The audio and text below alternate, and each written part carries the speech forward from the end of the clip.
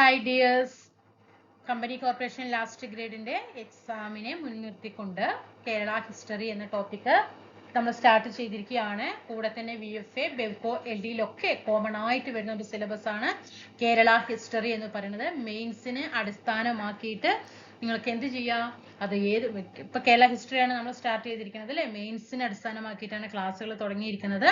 ഇപ്പൊ company corporation last ഗ്രേഡിലെ history ഭാഗത്തിൽ നിന്ന് ചോദിച്ചാൽ എന്ത് ചോദ്യം ചോദിച്ചാലും നിങ്ങൾ എന്താണ് റെഡി ആയിരിക്കണം എഴുതാൻ കേട്ടോ. ഒറ്റ മാർക്ക് പോലും പോകരുത്. അതുകൊണ്ട് തന്നെ കേരള ഹിസ്റ്ററി ഭാഗത്തില് ഇനിയിപ്പോ VFA ആണെങ്കിലും ബിവ്കോ LD ആണെങ്കിലും ഇനി +2 ലെവൽ എക്സാം ആണെങ്കിലും ഞാൻ പറയുകയാണ്, നിങ്ങൾക്ക് കംഫർട്ട് ആയിരിക്കും. മനസ്സിലായോ? ഒരു ഇത്ര പഠിച്ചാൽ മതി, LGS അല്ലേ ഇത്ര പഠിച്ചാൽ മതി, VFA അല്ലേ ഇത്ര പഠിച്ചാൽ, അങ്ങനെയില്ല. നമ്മൾ കേരള ഹിസ്റ്ററി സിസ്റ്റമാറ്റിക് ആയിട്ട് സ്മാർട്ട് വർക്കായിട്ട് വാരി വലിച്ചുള്ള പഠനം ഒഴിവാക്കിയിട്ട് പുതിയ SCRT-യിൽ കേരള ഹിസ്റ്ററി ഭാഗത്ത് നിന്നും ഏതൊക്കെ ലെസൺ പഠിക്കാനുണ്ടോ അതിൽ നിന്ന് അരിച്ചു പെറുക്കിയുള്ള പഠനം.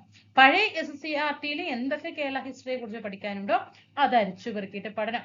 2021 മുതൽ നമ്മുടെ എക്സാമിന്റെ അടുത്തുവരെ കേരള ഹിസ്റ്ററി ഭാഗത്ത് നിന്നും എന്തൊക്കെ ചോദ്യങ്ങൾ ചോദിച്ചു ആ ക്വസ്റ്റ്യൻസ് ഫുള്ളും പരിചയപ്പെടാം. ഓക്കെ, ഇതാണ് നമ്മുടെ ക്ലാസ്സുകൾ. ഓക്കെ ആണോടാ? നിങ്ങൾ എല്ലാവരും റെഡി ആണല്ലോ? First class company corporation last grade ഇട്ടപ്പോൾ നല്ലോണം സപ്പോർട്ട് നല്ലോണം ഉണ്ടായിരുന്നു. എല്ലാവരും താഴെ ഒരുപാട് കമന്റുകൾ, നമുക്ക് അത്യാവശ്യം വ്യൂസ് ഒക്കെ വന്നു. പക്ഷേ രണ്ടാമത് വീണ്ടും എത്തിയപ്പോൾ അതിന്റെ കാൽഭാഗം, അതായത് 100-ൽ ഒരു 25% കുറഞ്ഞു. കേൾക്കണ്ടോ? മൂന്നാമത് വന്നപ്പോൾ വീണ്ടും ഒന്നുകൂടി കുറഞ്ഞു. കണ്ടോ? ഈ ചാഞ്ചാട്ടമാണ് ആരെയും എവിടെയും എത്തിക്കാത്തത് എന്നൊരു യാഥാർത്ഥ്യം നിങ്ങൾ മനസ്സിലാക്കുക. ഇതിൽ എവിടെ നിങ്ങൾ ഉറച്ചു നിൽക്കുന്നുവോ നിങ്ങളുടെ സീറ്റും നിങ്ങളുടെ കയ്യിൽ ഉറയ്ക്കും. മനസ്സിലായോ? എനിക്ക് അത്ര മാത്രമേ പറയാനുള്ളൂ കേട്ടോ. അപ്പൊ തീർച്ചയായിട്ടും നമ്മുടെ ക്ലാസ്സുകൾ ഇഷ്ടമാകുകയാണെങ്കിൽ ഡിയേഴ്സ് എല്ലാവരും സപ്പോർട്ട് ചെയ്യുക കേട്ടോ. ലൈക്ക് ചെയ്യുക, ഷെയർ ചെയ്യുക, സബ്സ്ക്രൈബ് ചെയ്ത് സപ്പോർട്ട്. എല്ലാവരും സപ്പോർട്ട് ചെയ്യുന്നുണ്ട്, നമ്മൾ സപ്പോർട്ട് ചെയ്യുന്നുണ്ട്, ഒരിക്കലില്ല എന്ന് പറയുന്നില്ല. എല്ലാവരുടെയും കൂടെ ദൈവം അനുഗ്രഹിക്കട്ടെ. എന്ത് തളർത്താൻ, ആര് തളർത്താൻ ശ്രമിച്ചാലും ആ എന്താണ്, തളരാതെ തന്നെ നിങ്ങൾ മുന്നോട്ട് പോകുക കേട്ടോ.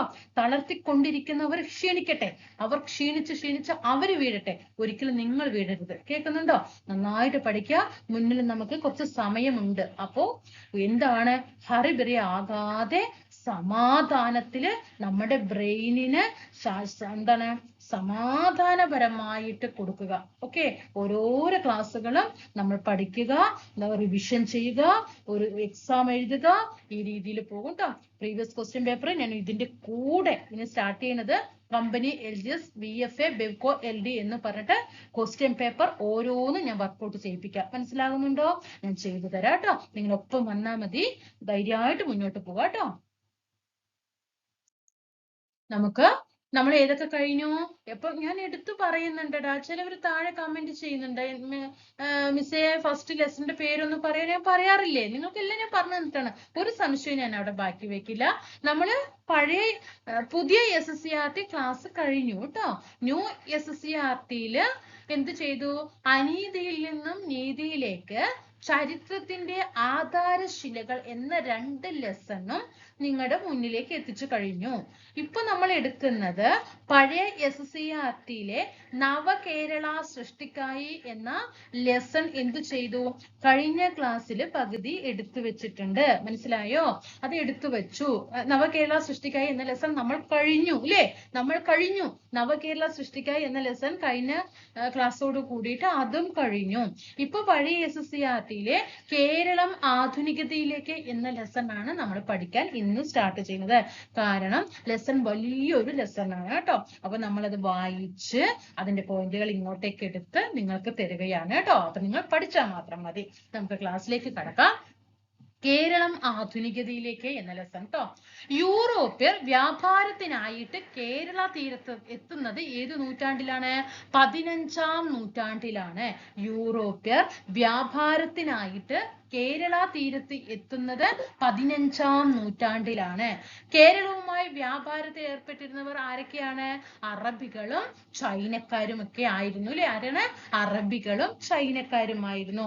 അന്നത്തെ കാലത്ത്, ആ 15-ാം നൂറ്റാണ്ടിന്റെ കാലത്ത് കോഴിക്കോടിന്റെ ശത്രുരാജ്യം എന്ന് പറയുന്നത് ഏതായിരുന്നു? കൊച്ചി ആയിരുന്നു അല്ലെ? കോഴിക്കോടിന്റെ ശത്രുരാജ്യം ഏതാണ്? കൊച്ചി ആയിരുന്നു. കുരുമുളകിന്റെ വ്യാപാര കുത്തക നേടിയെടുക്കാൻ വേണ്ടിയിട്ടാണ് പിന്നീട് പോർച്ചുഗീസ് പോർച്ചുഗീസുകാരും ഡച്ചുകാരും ഇംഗ്ലീഷുകാരും ഫ്രഞ്ചുകാരും ഒക്കെ നമ്മുടെ കേരളത്തിൽ എത്തുന്നത്. അപ്പൊ ഇവരുടെ ഈ ഓർഡർ ഒന്ന് നിങ്ങൾ പഠിച്ചു വെക്കണം. ഇതെന്നും ചോദിക്കാറുള്ള ഒരു ക്വസ്റ്റ്യൻ ആണ്. നമ്മുടെ കേരളത്തിലെത്തിയ ഈ ശക്തികളെ കുറിച്ചിട്ട് അവർ വന്ന ക്രമം ചോദിക്കാറുണ്ട്. ആദ്യം പോർച്ചുഗീസുകാരാണ്, പിന്നെ ആരാ ഡച്ചുകാരാണ്, പിന്നെ ആരാ ഇംഗ്ലീഷുകാരാണ്, പിന്നെ ആരാ ഫ്രഞ്ചുകാരാണ് അല്ലേ. അപ്പൊ നമ്മൾ എങ്ങനെയാ പഠിക്കുക? PDF പറയില്ലേ, നമ്മൾ സാധാരണ PDF എന്ന് പറയാ. ആ D കഴിഞ്ഞിട്ട് എന്ത് ചെയ്യാ? E എടുത്ത് കൊടുക്കുക കേട്ടോ. ABCDEF എന്നല്ലേ നമ്മൾ പറയാ, EF അല്ലേ പറയാ. അപ്പൊ അത് ആലോചിച്ചാൽ മതി. PDF കേട്ടോ. ഓർഡർ പഠിക്കണം കേട്ടോ. പോർച്ചുഗീസുകാര്, ഡച്ചുകാര്, ഇംഗ്ലീഷുകാര്, ഫ്രഞ്ചുകാര് ഒക്കെയാണോ? അപ്പൊ നമ്മൾ ഇവിടെയൊക്കെ എന്താ പഠിച്ച? യൂറോപ്യർ വ്യാപാരത്തിനായിട്ട് കേരള തീരത്തെത്തുന്നത് 15-ാം നൂറ്റാണ്ടിലാണ് എന്ന് പറഞ്ഞു. കേരളവുമായി വ്യാപാരത്തിൽ ഏർപ്പെട്ടിരുന്നവര് അറബികളും ചൈനക്കാരും ഒക്കെയാണ്. കോഴിക്കോടിന്റെ ശത്രുരാജ്യം എന്ന് പറയുന്നത് ഏതായിരുന്നു അന്നത്തെ കാലത്ത്? കൊച്ചിയായിരുന്നു കേട്ടോ. കുരുമുളകിന്റെ വ്യാപാര കുത്തക നേടിയെടുക്കാൻ വേണ്ടിയിട്ടാണ് പോർച്ചുഗീസുകാരും ഡച്ചുകാരും ഇംഗ്ലീഷുകാരും ഫ്രഞ്ചുകാരും ഒക്കെ നമ്മുടെ കേരളത്തിലേക്ക് എത്തിപ്പെട്ടത്. ഇനി വാസ്കോഡ ഗാമയ്ക്കൊപ്പം കേരളത്തിലെത്തിയ പോർച്ചുഗീസ് നാവികൻ ആരാണ്? അൽവാരോ വെൻഹോവാണ്. ആരാണ്? അൽവാരോ വെൻഹോവ. വാസ്കോഡ ഗാമ 1498 നമ്മുടെ കോഴിക്കോട് കാപ്പാട് തുറമുഖത്ത് എത്തിയില്ലേ. ആ തുറമുഖത്ത് എത്തുന്ന സമയത്ത് അദ്ദേഹത്തിന്റെ ഒപ്പം കേരളത്തിലെത്തിയ പോർച്ചുഗീസ് നാവികനാണ് അൽവാരോ വെൻഹോവ. പോർച്ചുഗീസുകാര് കാപ്യ എന്ന് വിളിച്ചിരുന്നത് ഏതിനെയാണ്? കാപ്പാടിനെയാണ് കേട്ടോ. കോഴിക്കോട് കാപ്പാടിനെയാണ് കാപ്യ എന്ന് വിളിച്ചിരുന്നത്. പന്തരിനി, ഇനി പോർച്ചുഗീസുകാര് പന്തരിനി എന്ന് വിളിച്ചിരുന്നത് എവിടെയാണ്? പന്തലായനിയാണ് കേട്ടോ. പന്തരിനി എന്ന് വിളിച്ചിരുന്ന സ്ഥലം ഏതാണ്? പന്തലായനിയാണ്. സാമൂതിരിയുടെ അല്ലെ, അന്ന് കോഴിക്കോട് ഭരിച്ചിരുന്നത് ആരാണ്? സാമൂതിരിമാരാണ്. ആ സാമൂതിരിയുടെ നാവികപ്പടയുടെ തലവൻ ആരായിരുന്നു? കുഞ്ഞാലി മരക്കാറായിരുന്നു. പ്രീവിയസ് ക്വസ്റ്റ്യൻസ് ആണ്. സാമൂതിരിയുടെ നാവികപ്പടയുടെ തലവൻ കുഞ്ഞാലി മരക്കാരായിരുന്നു. കുഞ്ഞാലി മരക്കാറിന്റെ ആസ്ഥാനം എവിടെയാണ്? പുതുപ്പണത്തെ മരക്കാർ കോട്ട. കുഞ്ഞാലി മരക്കാരുടെ ആസ്ഥാനം പുതുപ്പണത്തെ മരക്കാർ കോട്ട. ഈ പുതുപ്പണത്തെ മരക്കാർ കോട്ട സ്ഥിതി ചെയ്യുന്നത് വടകരയിലാണ് കേട്ടോ. എത്ര കുഞ്ഞാലിമാരുണ്ടായിരുന്നു? 4 കുഞ്ഞാലിമാരുണ്ടായിരുന്നു. കുഞ്ഞാലി ഒന്നാമൻ, കുഞ്ഞാലി രണ്ടാമൻ, കുഞ്ഞാലി മൂന്നാമൻ, കുഞ്ഞാലി നാലാമൻ. ഈ കുഞ്ഞാലി 4 പേരിലെ ഏറ്റവും ശക്തൻ ആരായിരുന്നു? കുഞ്ഞാലി മൂന്നാമനായിരുന്നു ശക്തൻ കേട്ടോ. ചാലിയൻകോട്ട പോർച്ചുഗീസുകാരുടെ കയ്യിൽ നിന്നും തിരിച്ചു പിടിച്ചത് കുഞ്ഞാലി മൂന്നാമനാണ്. ചാലിയൻകോട്ട അതായത് പോർച്ചുഗീസുകാരുടെ നിയന്ത്രണത്തിൽ കീഴിലായിരുന്നു ചാലിയൻകോട്ട. അവരുടെ കയ്യിൽ നിന്ന് ആ ചാലിയൻകോട്ട തിരിച്ചു പിടിച്ചത് ആരാണ്? സാമൂതിരിയുടെ നാവികപ്പടയുടെ തലവനായിട്ടുള്ള കുഞ്ഞാലി മൂന്നാമനാണ് കേട്ടോ. വാസ്കോഡ ഗാമയ്ക്കൊപ്പം കേരളത്തിലെത്തിയ പോർച്ചുഗീസ് നാവികൻ ആരെന്ന് ചോദിച്ചാൽ അൽവാരോ വെൻഹോവാണ്. പോർച്ചുഗീസുകാർ കാപ്യ എന്ന് വിളിച്ചിരുന്നത് കാപ്പാടിനെയാണ്. പോർച്ചുഗീസുകാർ പന്തരിനി എന്ന് വിളിച്ചിരുന്നത് പന്തലായനിയാണ്. സാമൂതിരിയുടെ നാവികപ്പടയുടെ തലവൻ ആരായിരുന്നു? കുഞ്ഞാലി മരക്കാറാണ്. സാമൂതിരിയുടെ നാവികപ്പടയുടെ തലവൻ ഏതാണ്? കുഞ്ഞാലി മരക്കാരായിരുന്നു. എത്ര കുഞ്ഞാലിമാരുണ്ട്? 4 കുഞ്ഞാലിമാരുണ്ട്. 4 കുഞ്ഞാലിമാരിൽ ഏറ്റവും ശക്തനാരായിരുന്നു? കുഞ്ഞാലി മൂന്നാമനായിരുന്നു. ഈ കുഞ്ഞാലി മരക്കാരുടെ ആസ്ഥാനം പുതുപ്പണത്തെ മരക്കാർ കോട്ടയായിരുന്നു. ഏത് കോട്ട? മരക്കാർ കോട്ട. അത് എവിടെയാ സ്ഥിതി ചെയ്യുന്നത്? വടകരയിലാണ്. എത്ര കുഞ്ഞാലിമാരാണ്? 4 പേരാണ്. ചാലിയൻകോട്ട പോർച്ചുഗീസുകാരുടെ കയ്യിലായിരുന്നു അല്ലെ. അത് തിരിച്ചു പിടിച്ചത് ആരാണ്? കുഞ്ഞാലി മൂന്നാമനാണ്. ഇനി ഫത്തുഹുൽ മുബീൻ അല്ലെ. എന്താ ഫത്തുഹുൽ മുബീൻ എന്റെ മീനിങ്? വ്യക്തമായ വിജയം എന്ന കാവ്യം എഴുതിയത് ആരാ? ഗാസി മുഹമ്മദ് ആണ് അല്ലെ. ആരാണ്? ഗാസി മുഹമ്മദ് ആണ്. ഞാന് പിക്കു എന്ന് പറയുന്നില്ല, റൈറ്റ് എഴുതി വെക്കാം കേട്ടോ. ഫത്തുഹുൽ മുബീൻ വ്യക്തമായ വിജയം എന്ന കാവ്യം ഗാസി മുഹമ്മദ് ആണ്. ആരാണ്? ഗാസി മുഹമ്മദ്. ഏത് നൂറ്റാണ്ടിലാണ്? സ്റ്റേറ്റ്മെന്റ് ചോദിച്ചതാണ് കേട്ടോ. ഈ ക്വസ്റ്റ്യൻ സ്റ്റേറ്റ്മെന്റ് ലെവലിൽ ചോദിച്ചു. ഈ നൂറ്റാണ്ടൊക്കെ മാറ്റി തന്നു കേട്ടോ. 16-ാം നൂറ്റാണ്ടിലാണ് ഇത് എന്ത് ചെയ്യുന്നത്? ഈ കാവ്യം രചിക്കുന്നത്. ചാലിയൻകോട്ടയിലെ വിജയത്തെ പ്രകീർത്തിച്ചുകൊണ്ടാണ് എന്ത് ചെയ്യുന്നത്? ഈ ഫത്തുഹുൽ മുബീൻ എന്ത് ചെയ്യുന്നത് എന്ന കാവ്യം ഗാസി മുഹമ്മദ് രചിക്കുന്നത്. ചാലിയൻകോട്ടയിലെ വിജയത്തെ പ്രകീർത്തിച്ചുകൊണ്ട്. അതിലെ വരികൾ എങ്ങനെയാ? ഇസ്ലാം മതത്തിനും ഓക്കെ, ഇസ്ലാം മതത്തിനും ഹിന്ദു ധർമ്മത്തിനും വേണ്ടിയൊരുപോലെ പോരാടിയിടും ഹിന്ദുവായുള്ളൊരു രാജാവിനെ കണ്ടുപിടിക്കിൻ സുൽത്താൻമാരെ. ഇതാണ് ഈ ഫത്തുഹുൽ മുബീനിലെ വരികൾ കേട്ടോ. ഇസ്ലാം മതത്തിനും ഹിന്ദു ധർമ്മത്തിനും വേണ്ടി ഒരുപോലെ പോരാടിയിടും ഹിന്ദുവായുള്ളൊരു രാജാവിനെ കണ്ടുപിടിക്കിൻ സുൽത്താൻമാരെ എന്നതാണ് ഫത്തുഹുൽ മുബീനിലെ വരികൾ കേട്ടോ. ഇതൊരു അറബി കാവ്യമാണ്. ഇതൊരു അറബി കാവ്യമാണ്. ഈ എല്ലാ ക്വസ്റ്റ്യനും കൂടി ഉൾപ്പെടുത്തിയിട്ടാണ് ഒരു സ്റ്റേറ്റ്മെന്റ് ചോദിച്ചത്. അതിൽ നൂറ്റാണ്ട് എന്ത് ചെയ്തു, അവര് മാറ്റി തന്നു കേട്ടോ. അപ്പൊ ഫത്തുഹുൽ മുബീന്റെ മീനിങ് എന്താണ്? വ്യക്തമായ വിജയം എന്ന കാവ്യം രചിച്ചത് ഗാസി മുഹമ്മദ് ആണ്. 16-ാം നൂറ്റാണ്ടിലാണ്. അതിലെ വിഷയം എന്താ? ചാലിയൻകോട്ടയിലെ വിജയത്തെ പ്രകീർത്തിച്ചുകൊണ്ടാണ്. അതിലെ വരികൾ എങ്ങനെയാണ്? ഇസ്ലാം മതത്തിനും ഹിന്ദു ധർമ്മത്തിനും വേണ്ടി ഒരുപോലെ പോരാടിയിടും ഹിന്ദുവായുള്ളൊരു രാജാവിനെ കണ്ടുപിടിക്കുവിൻ സുൽത്താൻമാരെ. ഇതൊരു അറബി കാവ്യം കൂടിയിട്ടാണ്. ഫത്തുഹുൽ മുബീൻ ഫുള്ളും പഠിച്ചല്ലോ. ഇതൊക്കെയാണല്ലോ. നെക്സ്റ്റ് വൺ നോക്കാം. കുളച്ചൽ യുദ്ധത്തെ കുറിച്ചിട്ട് നമ്മുടെ Sardar KM Panicker history of കേരളയിൽ കുറിച്ച വരികൾ നോക്കാം. കുളച്ചൽ യുദ്ധം ഡച്ചുകാരെ സംബന്ധിച്ചിടത്തോളം, കുളച്ചൽ യുദ്ധം നമുക്കറിയാം 1741 ഡച്ചുകാരും മാർത്താണ്ഡവർമ്മയും തമ്മിൽ നടന്ന ഒരു യുദ്ധമാണ്. ഏത്? കുളച്ചൽ യുദ്ധം. ആരാണ് അതിൽ വിജയിച്ചത്? മാർത്താണ്ഡവർമ്മയാണ് അല്ലെ. കുളച്ചൽ യുദ്ധം ഡച്ചുകാരെ സംബന്ധിച്ചിടത്തോളം അത്യന്തം വിനാശകരമായിരുന്നു അല്ലെ. കാരണം മാർത്താണ്ഡവർമ്മ വിജയിച്ചെങ്കിൽ ഡച്ചുകാർക്ക് ഇട്ട് നല്ല പണി കൊടുത്തിട്ടുണ്ടാവും അല്ലെ. ഡച്ചുകാരെ സംബന്ധിച്ചിടത്തോളം അത്യന്തം വിനാശകരമായിരുന്നു. പ്ലാസി യുദ്ധത്തെ പോലെ ഇത് ഒരു മഹായുദ്ധമൊന്നും ആയിരുന്നില്ല. പക്ഷേ കേരളം ആരെവിടെ? മലബാർ പിടിച്ചെടുക്കാമെന്ന ഡച്ചുകാരുടെ മോഹം ഇതോടെ അസ്തമിച്ചു. മലബാർ പിടിച്ചെടുക്കുക എന്ന ലക്ഷ്യം ആർക്കുണ്ടായിരുന്നു? കുളച്ചൽ യുദ്ധത്തിലെ ഡച്ചുകാർക്കുണ്ടായിരുന്നു. ഡച്ചുകാരുടെ ആയുധ ബലത്തിനേറ്റ ആദ്യത്തെ ശക്തിയേറിയ പ്രഹരമായിരുന്നു കുളച്ചൽ യുദ്ധം. അതിന്റെ ആഘാതത്തിൽ നിന്നും മുക്തി നേടാൻ പിന്നീട് ഒരിക്കലും അവർക്ക് കഴിഞ്ഞില്ല. ഇതുതന്നെയാണ് ഈ യുദ്ധം കൊണ്ടുണ്ടായ ധാർമ്മിക നേട്ടവും. സർദാർ KM പണിക്കറിന്റെ ഹിസ്റ്ററി ഓഫ് കേരളയില് കുളച്ചൽ യുദ്ധത്തെ കുറിച്ചിട്ടുള്ള വരികളാണ്. പോർച്ചുഗീസുകാരെ കേരളത്തിൽ നിന്നും തുരത്തി ഓടിച്ചത് 1663 ഡച്ചുകാരാണ്. നമ്മൾ പഠിച്ചിട്ടുണ്ട് അല്ലെ. PDF എന്ന് പഠിച്ചു അല്ലെ. പോർച്ചുഗീസുകാർ വന്നു, അത് കഴിഞ്ഞ് ഡച്ചുകാർ വന്നു. രണ്ട് ശക്തികൾക്കും കൂടിയിട്ട് കേരളത്തിൽ നിൽക്കാൻ പറ്റുമോ? പറ്റില്ല. ഫസ്റ്റ് പോർച്ചുഗീസുകാർ വന്നു, അടുത്തത് ഡച്ചുകാർ വരുമ്പോ ഇവരെ അങ്ങോട്ട് തട്ടിത്തെറിപ്പിക്കണം അല്ലെ. അപ്പൊ എന്ത് ചെയ്യാണ്? ഡച്ചുകാര് പോർച്ചുഗീസുകാരെ തട്ടിത്തെറിപ്പിക്കാണ്. വീണ്ടും പോർച്ചുഗീസുകാർ ഇങ്ങോട്ട് വരികയാണ് അല്ലെ.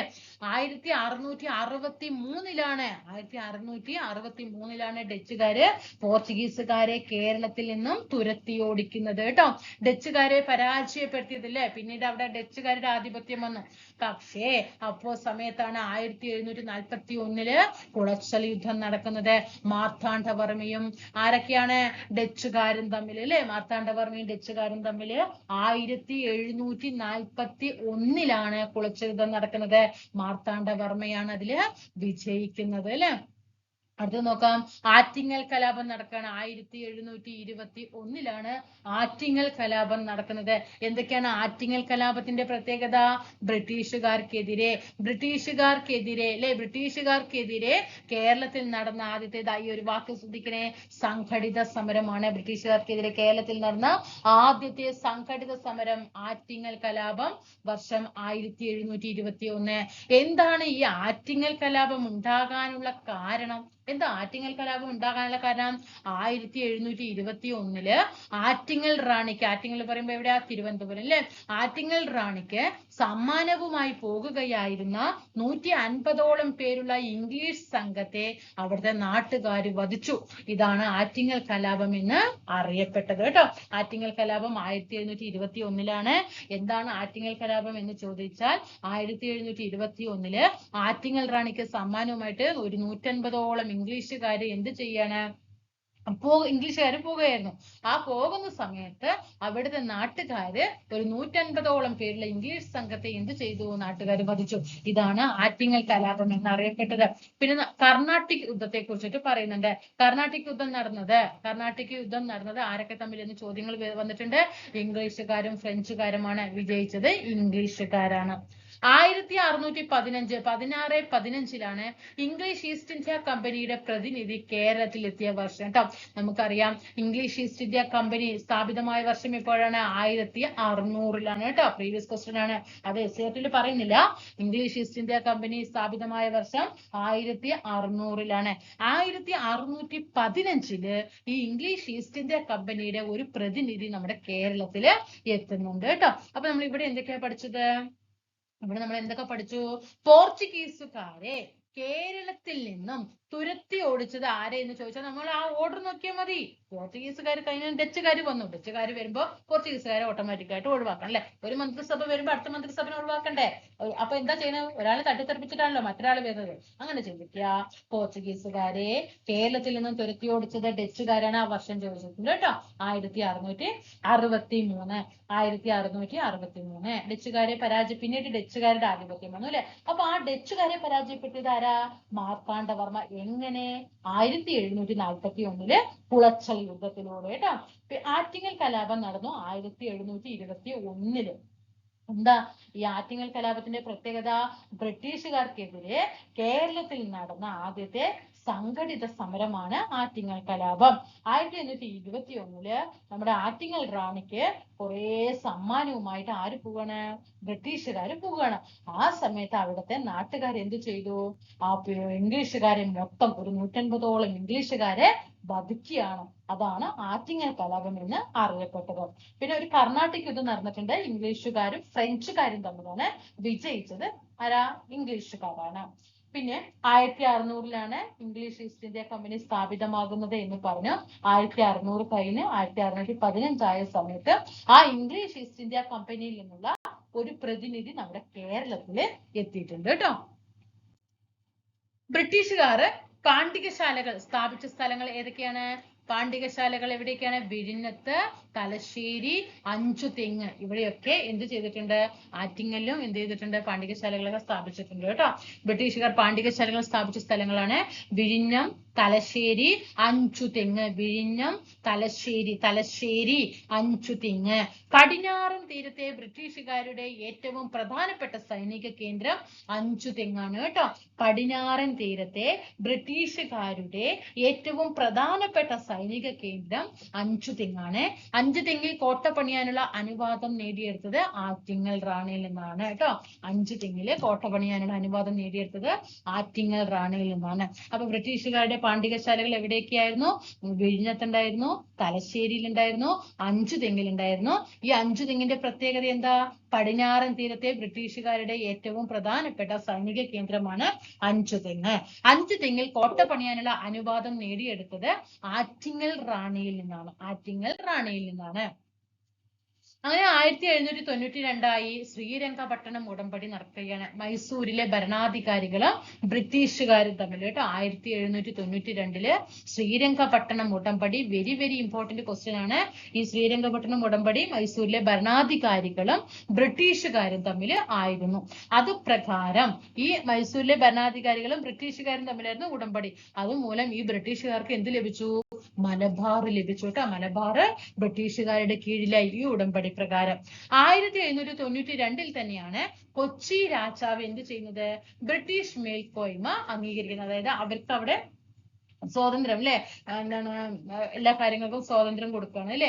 1792 കൊച്ചി രാജാവ് ബ്രിട്ടീഷ് മേൽക്കോയ്മ അംഗീകരിച്ചു. 1795 തിരുവിതാംകൂര് ബ്രിട്ടീഷ് മേൽക്കോയ്മ അംഗീകരിച്ചു. കേരളം പൂർണ്ണമായും ബ്രിട്ടീഷ് ആധിപത്യത്തിന് കീഴിലായത് 18ാം നൂറ്റാണ്ടിലാണ്. അപ്പൊ 1792 വർഷം മറക്കരുതേ, വർഷം മറക്കരുത്. 1792 ശ്രീരംഗപട്ടണം ഉടമ്പടി മൈസൂരിലെ ഭരണാധികാരികളും ബ്രിട്ടീഷുകാരും തമ്മിലാണ്. ഈ ഉടമ്പടിയിലൂടെയാണ് മലബാർ ബ്രിട്ടീഷുകാർക്ക് ലഭിക്കുന്നത്. 1792 സെയിം അതേ വർഷത്തിലാണ് കൊച്ചി രാജാവ് ബ്രിട്ടീഷ് മേൽക്കോയ്മ അംഗീകരിക്കുന്നത്. ഒരു 3 വർഷം കഴിഞ്ഞു. 1795 ആയപ്പോ തിരുവിതാംകൂറും എന്ത് ചെയ്യാണ്? ബ്രിട്ടീഷ് മേൽക്കോയ്മ അംഗീകരിക്കുന്നത്. അങ്ങനെ നമ്മുടെ കേരളം പൂർണ്ണമായിട്ടും ബ്രിട്ടീഷുകാരുടെ ആധിപത്യത്തിന് കീഴിലായത് 18ാം നൂറ്റാണ്ടിലാണ്. 1792 ശ്രീരംഗപട്ടണം ഉടമ്പടി മറക്കരുത്. 1721 ആറ്റിങ്ങൽ കലാപം. 1721 ആറ്റിങ്ങൽ കലാപം. 1741 കുളച്ചൽ യുദ്ധം. ബ്രിട്ടീഷുകാർക്കെതിരെ നടന്ന ആദ്യകാല ചെറുത്തുനിൽപ്പുകളിൽ നോക്കൂ, വേലുത്തമ്പി ദളവയുടെ കുണ്ടറ വിളംബരത്തിൽ നിന്ന് ആരാ കുണ്ടറ വിളംബരം നടത്തിയത്? വേലുത്തമ്പി ദളവയാണ് അല്ലെ. അതിൽ നോക്കൂ, അതിൽ വരികൾ നോക്കാം. ആ കുണ്ടറ വിളംബരത്തിൽ നിന്നുള്ള വരികളാണ്: അന്യരുടെ രാജ്യങ്ങൾ വഞ്ചന കൊണ്ട് കൈയടക്കുന്നത് അവരുടെ വംശപാരമ്പര്യമാണ്. നമ്മൾ പറയാറുണ്ട് അല്ലെ, എന്തെങ്കിലുമൊക്കെ ഒരു സ്വഭാവ മോശത്തിൽ നമ്മൾ ഒരാൾ അത് അവരുടെ കൾച്ചറാണ്, നമ്മൾ എന്തിനാണ് അവരുടെ ആ രീതിക്ക് അനുസരിച്ച് പോകുന്നത് എന്ന് നമ്മൾ പറയാറുണ്ട് അല്ലെ. അതേപോലെ തന്നെയാണ് അന്യരുടെ രാജ്യങ്ങൾ വഞ്ചന കൊണ്ട് കൈയടക്കുന്നത് അവരുടെ വംശപാരമ്പര്യമാണ്. അങ്ങനെ ഒരു രാജ്യം അവരുടെ കൈപ്പിടിയിൽ അമർന്നാൽ അവരുടെ പട്ടാളം അവരുടെ രാജധാനിയും കോട്ടയും തങ്ങളുടെ ശാസനത്തിൽ കൊണ്ടുവരും. രാജാവിന്റെ അഭിജാത വർഗത്തിന്റെയും പരമ്പരാഗതമായ അന്തസ്സും പദവികളും ആചാരാനുഷ്ഠാനങ്ങളും എല്ലാം അതോടെ അവസാനിക്കും. ഉൾപ്പെടെയുള്ള എല്ലാ വ്യാപാരങ്ങളും അവരുടെ കുത്തകയാകും. വസ്തുക്കളും വീടും വയലുകളും ഫലവൃക്ഷത്തോട്ടങ്ങളും അവരുടേതാകും. ഏറ്റവും നിസ്സാരമായ കുറ്റങ്ങൾക്ക് പോലും അവരുടെ നികൃഷ്ട ജന്മക്കളായ കിങ്കരന്മാർ കഠിന ശിക്ഷ നൽകും. കൃഷ്ണ ചൈതന്യ കേട്ടോ. അപ്പൊ ഇതേ ഒരു ആരുടെ വരി? വേലുത്തമ്പി ദളവയുടെ കുണ്ടറ വിളംബരത്തിൽ നിന്നുള്ള ഒരു വരിയാണ് ഇവിടെ കൊടുത്തിരിക്കുന്നത്. അപ്പൊ ഇതിന്റെ ബാലൻസുമായിട്ട് നമുക്ക് എന്ത് ചെയ്യണം? അടുത്ത ക്ലാസ്സിൽ കാണാം കേട്ടോ. നിങ്ങൾ പേടിക്കരുത് കേട്ടോ. നിങ്ങൾ ഒരിക്കലും ചിന്തിക്കരുത് ഇതെന്താ മിസ്സേ കുറച്ചല്ലേ ഉള്ളൂ, ഇത് എങ്ങനെ പഠിച്ചിട്ട് എപ്പോഴാ കഴിയുക, അത് നിങ്ങൾക്കിട്ട് തോന്നല് മാത്രമാണ് കേട്ടോ. നിങ്ങളിപ്പോ ഓഗസ്റ്റ് എത്രയായിരിക്കും നിങ്ങൾക്ക് ഡേറ്റ് അറിയാലോ. അപ്പൊ അതുകൊണ്ട് ഓഗസ്റ്റ് ലാസ്റ്റ് ആകുമ്പോഴേക്കും നിങ്ങൾ നോക്കിക്കോ, നമ്മുടെ ഏകദേശം ഒക്കെ നമ്മുടെ കഴിയുന്നില്ല. കേരള ഹിസ്റ്ററി ഒക്കെ നമ്മൾ പ്രീവിയസ് ക്വസ്റ്റ്യൻ പേപ്പർ വർക്ക്ഔട്ട് ചെയ്യുമ്പോഴായിരിക്കും അടിപൊളിയായിരിക്കും കേട്ടോ. അടിപൊളിയായിരിക്കും പറഞ്ഞ 2021 അങ്ങോട്ട് തുടങ്ങും കേരള ഹിസ്റ്ററി എടുത്ത് കഴിഞ്ഞിട്ട് നമ്മൾ ഈ അടുത്ത എക്സാം വരെ ചോദിച്ച ചോദ്യങ്ങളൊക്കെ കേരള ഹിസ്റ്ററി ഭാഗത്തിൽ നിന്ന് നിങ്ങളുടെ മുന്നിൽ എത്തിക്കും കേട്ടോ. അതൊക്കെ പഠിച്ചങ്ങോട്ട് സെറ്റ് ആക്കുകയും നമ്മൾ അങ്ങനെ വേഗം ജോഗ്രഫിയിലേക്ക് കിടക്കും, കോൺസ്റ്റിറ്റ്യൂഷനിലേക്ക് കിടക്കും, അതൊക്കെ എടുത്തു തരും കേട്ടോ. എല്ലാം കയ്യിൽ പെർഫെക്റ്റ് ആയിട്ട് നിങ്ങളുടെ കയ്യിൽ എത്തിച്ചു തരും ഞാൻ കേട്ടോ. നിങ്ങൾ നന്നായിട്ട് കൂടെ നിന്ന് സഹായിച്ചാൽ, നിങ്ങളെ സഹായിക്കാൻ പറഞ്ഞാൽ പൈസ കൊണ്ട് സഹായിക്കില്ല, ഒന്ന് സബ്സ്ക്രൈബ് ചെയ്തിട്ട് ആ വലതുവശത്ത് ഒരു ബെൽ ബട്ടൺ ഉണ്ട്, അതൊന്ന് എന്റെ മക്കളൊന്ന് ഇനേബിൾ ചെയ്യണം കേട്ടോ. ലൈക്ക് ചെയ്യണം, ഷെയർ ചെയ്യണം. ഒരിക്കലും എക്സാം നോട്ടിഫിക്കേഷൻ വന്നിട്ടില്ല ഇപ്പൊ ഒന്ന് 10 ദിവസം പോയി ഇരിക്കട്ടെ പറഞ്ഞാൽ വീണ്ടും നമ്മള് 1ാം ക്ലാസ് തറാപ്പറാന്ന് പഠിച്ച പോലെ ഇരുന്ന് പഠിക്കേണ്ടി വരും. ഈ ഒരു കാര്യം ഈ GK നമ്മൾ PSC പഠനം അങ്ങനെയാണ്, ഇട്ട് വീണ പണിയായി. കേൾക്കുന്നുണ്ടോ? ആ സ്ഥാനത്ത് ഇതങ്ങനെ പോട്ടെ. ഞാൻ അതുകൊണ്ടാണ് നിങ്ങൾക്ക് ലോഡുകൾ തരാത്തത് കേട്ടോ. ലോഡ് തരുന്നത് നിങ്ങൾ മാത്സ് ചെയ്ത് നോക്കണം കേട്ടോ. നിങ്ങൾ ഡെയിലി മാത്സ് കുറച്ച് ചെയ്തിട്ടോ. അടുത്ത കമ്പനി കോർപ്പറേഷൻ ലാസ്റ്റ് ഗ്രേഡ് ഞാൻ 100% പറയാണ്. എന്റെ ഭാഗത്ത് നിന്ന് ഞാൻ എനിക്ക് എത്രമാത്രം എഫേർട്ട് എടുക്കാൻ പറ്റും ഞാൻ നിങ്ങളുടെ മുന്നിൽ എത്തിച്ചേരും. അതുപോലെ VFA ബെവ്കോ LD, കാരണം ഇംഗ്ലീഷ് നമ്മുടെ കയ്യിൽ അവിടെ സെറ്റ് ആക്കിയിട്ടുണ്ട്. ഇംഗ്ലീഷും മലയാളവും നമ്മൾ അവിടെ സെറ്റ് ആക്കിയിട്ട് തന്നിട്ടുണ്ട്. കേൾക്കുന്നുണ്ടോ? അതാണ് ഞാൻ ഇത്രയും ധൈര്യത്തിൽ പറയുന്നത്. VFAക്കും ബെവ്കോ LDക്കൊക്കെ ഇംഗ്ലീഷും മലയാളവും നമ്മുടെ ക്ലാസ്സുകളിൽ ഇഷ്ടം പോലെ ഇട്ട് കിടക്കട്ടെ. അതൊക്കെ പ്രയോജനപ്പെടുത്തിയാൽ നല്ല മാർക്ക് സ്കോർ ചെയ്യാനായിട്ട് പറ്റും. പിന്നെ GK വിഭാഗങ്ങളാണ് നമുക്ക് ഉറപ്പിക്കാനുള്ളത്, അത് ഞാൻ എടുത്തു തരും കേട്ടോ. ടെലിഗ്രാം ഗ്രൂപ്പിൽ മക്കളെ ജോയിൻ ചെയ്യണേ. ഞാൻ ഡിസ്ക്രിപ്ഷൻ ബോക്സിൽ അതിന്റെ ലിങ്ക് കൊടുക്കാം കേട്ടോ. അടുത്ത ക്ലാസ്സിൽ കാണാം. Thank you.